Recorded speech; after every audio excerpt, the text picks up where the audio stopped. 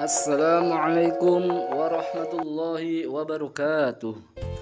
Nama saya Slamet Samsudin.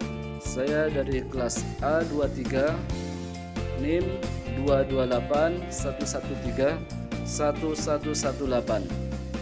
Adapun MK yaitu pembelajaran PAI, dan dosen pengampu beliau Bapak Fani Julianto Perdana, MPD.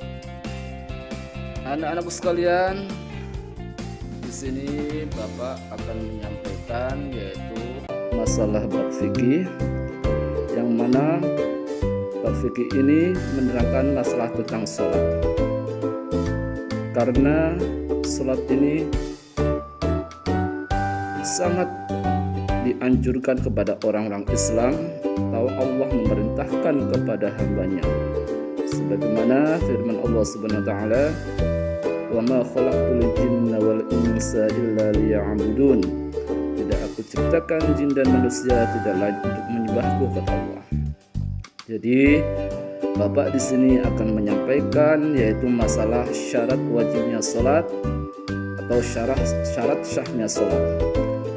Adapun syarat wajibnya sholat, yang pertama yaitu beragama Islam.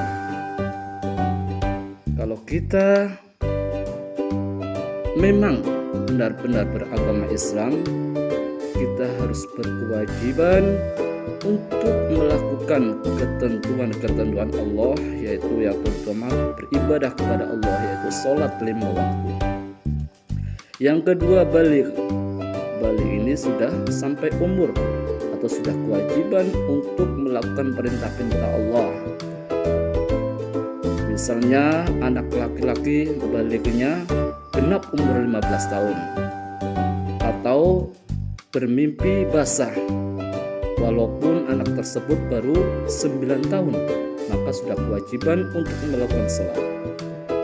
Adapun perempuan yaitu keluarnya darah haid, walaupun anak itu masih berumur 9 tahun, maka anak tersebut juga wajib untuk melakukan perintah-perintah Allah, yang terutama sholat.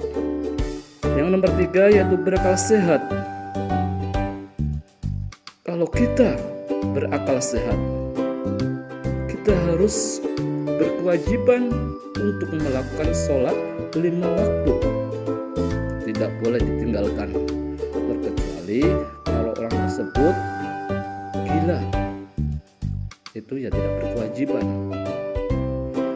Nomor 4, suci badan, pakaian dan tempat. Kita kalau mau mengerjakan sholat, tiga-tiganya harus suci semuanya, ya anak-anak sekalian. Yang pertama, badan kamu, baju kamu, dan tempat yang untuk sholat kamu itu semuanya harus suci dari najis.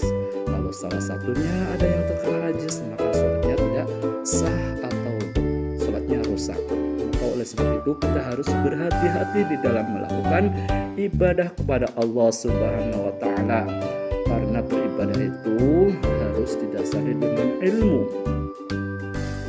Paham anak-anak sekalian? Yang nomor 5, suci dari hadas besar dan hadas kecil.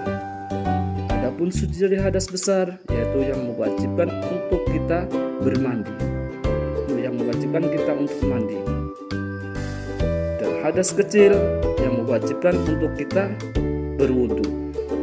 Jadi kalau kita mau melakukan sholat punya hadas kecil, kita harus berwudu dahulu. Bagaimana cara berwudu yang bagus? Pelajari, jangan asal-asalan ya. Sebabnya berwudu juga syarat sahnya sholat. Kalau kita wudunya tidak bagus, sholat kita bagus, itu juga akan mempengaruhi. Kalau bisa wudunya kita bagus, juga sholatnya bagus, insya Allah Allah Subhanahu wa taala akan menerima amal ibadah kita. Yang selanjutnya, menutup aurat. Kita sholat harus menutup aurat. Auratnya laki-laki pusar sampai ke lutut. Tapi kalau zaman sekarang, kalau kita sholat harus yang sopan, pakaian kita harus yang bagus. Bagaimana seandainya orang itu melihat pakaian itu sopan, ya kita harus beribadah kepada Allah SWT dengan pakaian yang bagus.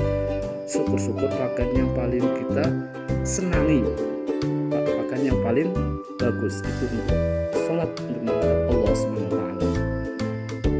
Menghadap kiblat, sholat harus menghadap kiblat. Kalau tidak menghadap kiblat tidak sah ya. Kita tahu kiblatnya arahnya ke situ, ataunya kita sholatnya menyampingi atau membelakangi, itu tidak sah nanti sholatnya. Harus menghadap kiblat. Itu adalah syarat sahnya sholat. Masuk waktu, kita harus mengetahui waktunya sholat subuh jam berapa, waktunya sholat zuhur jam berapa, waktunya sholat asar jam berapa, waktu sholat maghrib jam berapa, juga waktu sholat isya jam berapa. Harus mengetahui waktunya sholat, masuk waktu atau akhirnya waktu. Kita harus mengetahui hal tersebut. Yang ketujuh, telah sampai dakwah Islam kepadanya. Itulah hal-hal yang mewajibkan kita sholat, atau syarat wajibnya sholat atau syarat sahnya sholat.